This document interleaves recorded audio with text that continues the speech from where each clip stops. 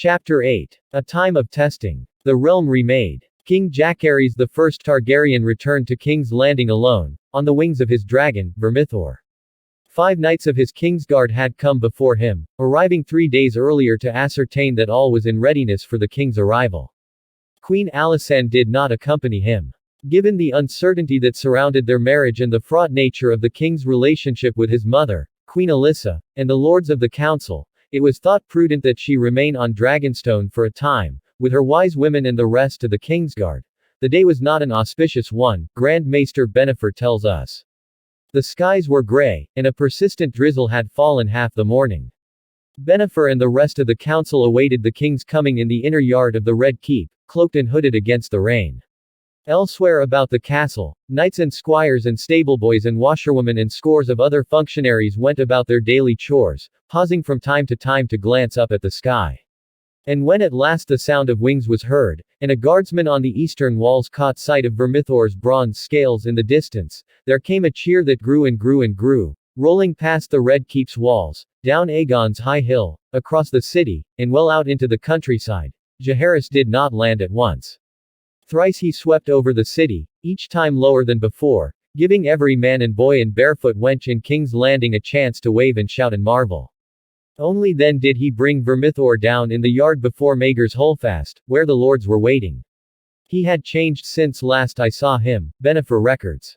The stripling who had flown to Dragonstone was gone, and in his place was a man grown. He was taller than before by several inches, and his chest and arms had filled out. His hair was flowing loose about his shoulders, and a fine golden down covered his cheeks and chin, where before he had been clean shaved.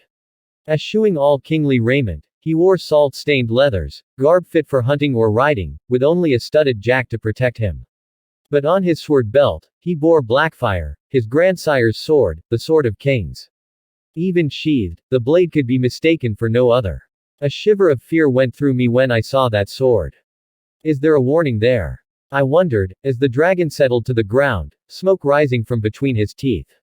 I had fled to Pentos when Maegor died, frightened of what fate awaited me under his successors, and for an instant as I stood there in the damp I wondered whether I had been a fool to return. The young king a boy no longer soon dispelled his Grand Maester's fear. As he slid gracefully from Vermithor's back, he smiled. It was as if the sun had broken through the clouds, reported Lord Tully.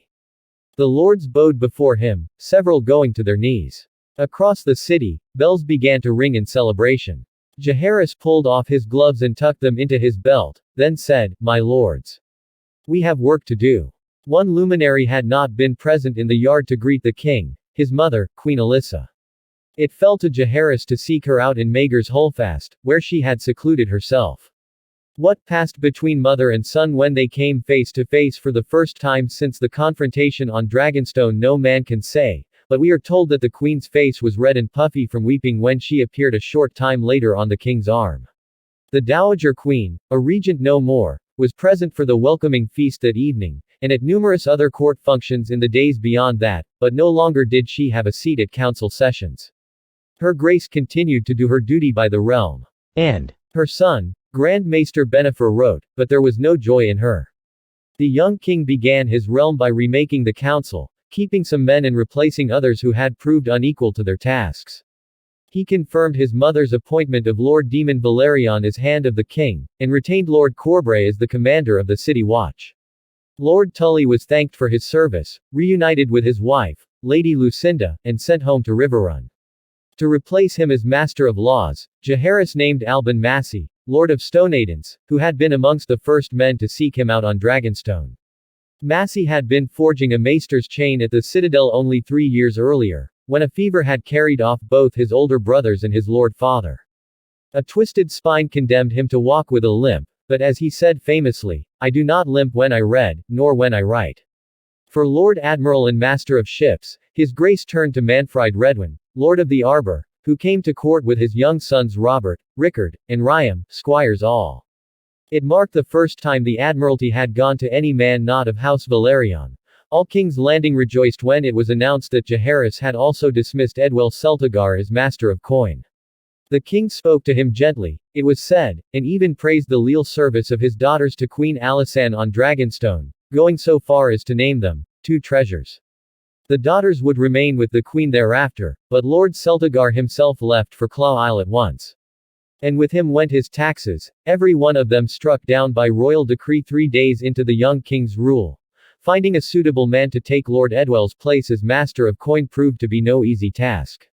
Several of his advisors urged King Jaehaerys to appoint Lyman Lannister, supposedly the richest lord in Westeros, but Jaehaerys was disinclined.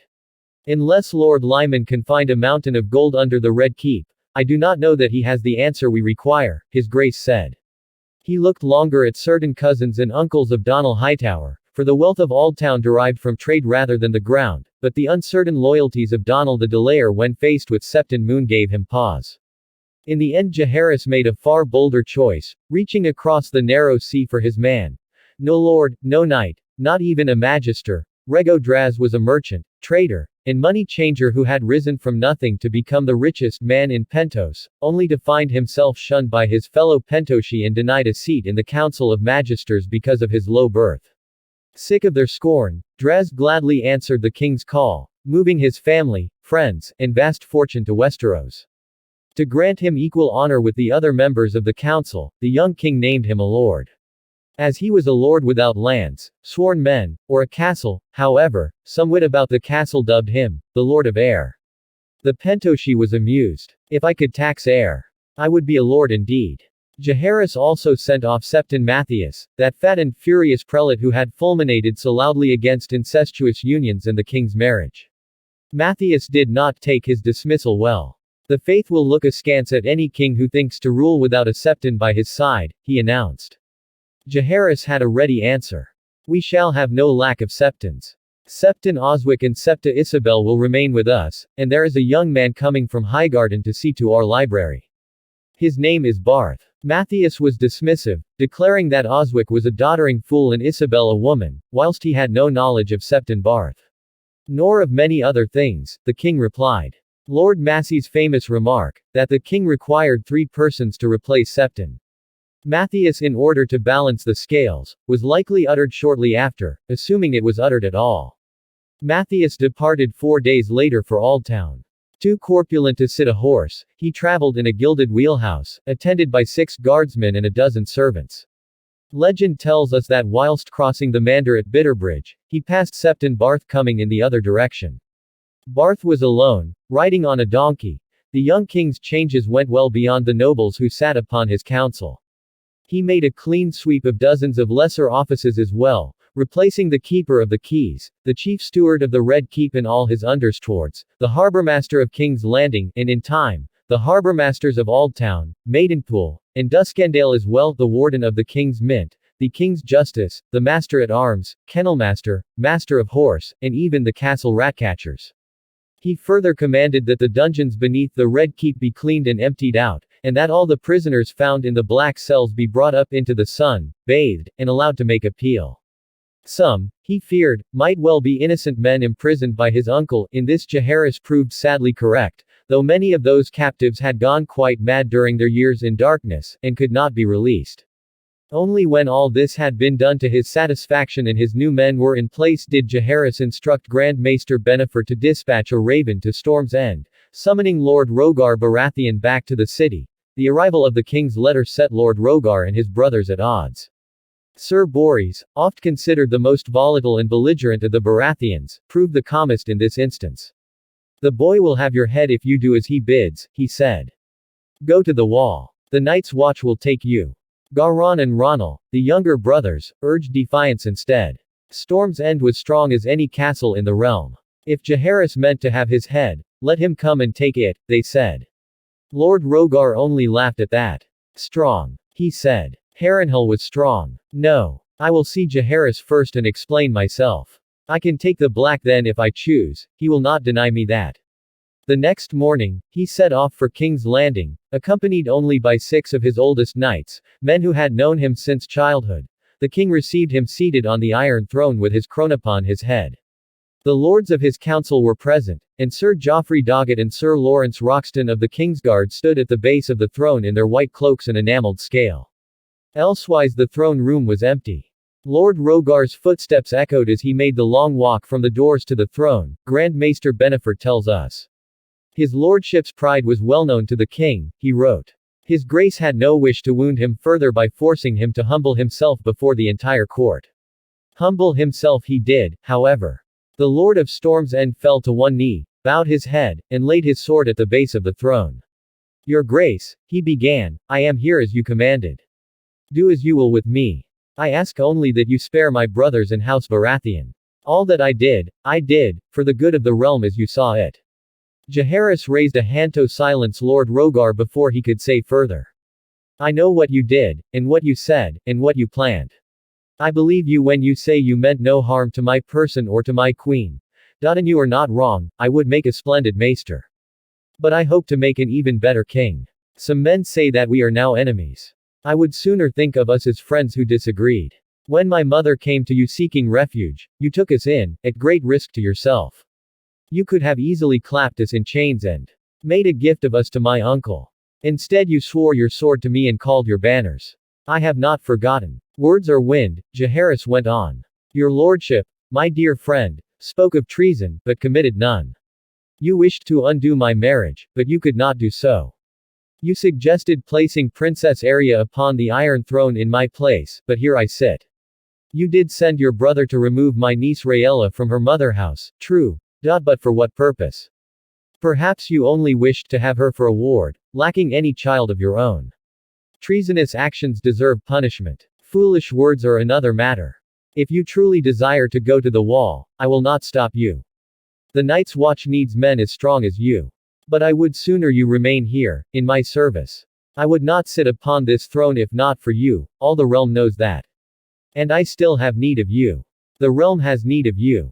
When the dragon died and my father donned the crown, he was beset on all sides by would-be kings and rebel lords. The same may befall me, and for the same reason, to test my resolve, my will, my strength. My mother believes that godly men throughout the realm will rise against me when my marriage is made known. Mayhaps so. To meet these tests, I need good men around me, warriors willing to fight for me, to die for me, and for my queen, if need be. Are you such a man? Lord Rogar, thunderstruck at the king's words, looked up and said, I am, your grace, in a voice thick with emotion. Then I pardon your offenses, King Jaehaerys said, but there will be certain conditions. His voice grew stern as he listed them. You will never speak another word against me or my queen. From this day forth, you shall be her loudest champion and suffer no word to be spoken against her in your presence. Furthermore, I cannot and will not suffer my mother to be disrespected. She will return with you to Storm's End, where you will live as husband and wife once again. In word and deed you will show her only honor and courtesy. Can you abide by these conditions? Gladly, said Lord Rogar. Might I ask, what of Oren? That gave the king pause. I shall command Lord Hightower to free your brother Sir Oren and the men who went with him to Aldtown, Jaehaerys said, but I cannot allow them to go unpunished. The wall is forever, so instead I will sentence them to 10 years of exile. They can sell their swords in the disputed lands, or sail to Karth to make their fortunes, it matters not to me, if they survive, and commit no further crimes, in 10 years' time they can come home. Are we agreed? We are, Lord Rogar responded. Your grace is more than just. Then he asked if the king would require hostages of him, as a surety of his future loyalty. 3 of his brothers had young children who could be sent to court, he pointed out. In answer, King Jaehaerys descended the Iron Throne and bade Lord Rogar follow him. He led his lordship from the hall to the inner ward where Vermithor was being fed. A bull had been slaughtered for his morning meal and lay upon the stones charred and smoking, for dragons always burned their meat before consuming it. Vermithor was feasting on the flesh, tearing loose great chunks of meat with each bite, but when the king approached with Lord Rogar, the dragon raised his head and gazed at them with eyes like pools of molten bronze. He grows larger every day, Jaehaerys said as he scratched the great wyrm under his jaw. Keep your nieces and your nephews, my lord. Why would I need hostages? I have your word, that is all that I require. But Grand Maester Benefer heard the words he did not speak. Every man and maid and child in the Stormlands is my hostage, whilst I ride him, his grace said without saying, wrote Benefer, and Lord Rogar heard him plain. Thus was the peace made between the young king and his former hand, and sealed that night by a feast in the great hall, where Lord Rogar sat beside Queen Alyssa, man and wife once more, and raised a toast to the health of Queen Alysanne, pledging her his love and loyalty before all the assembled lords and ladies. 4 days later, when Lord Rogar departed to return to Storm's End, Queen Alyssa went with him, escorted by Sir Pate the Woodcock and 100 men at arms to see them safe through the Kingswood.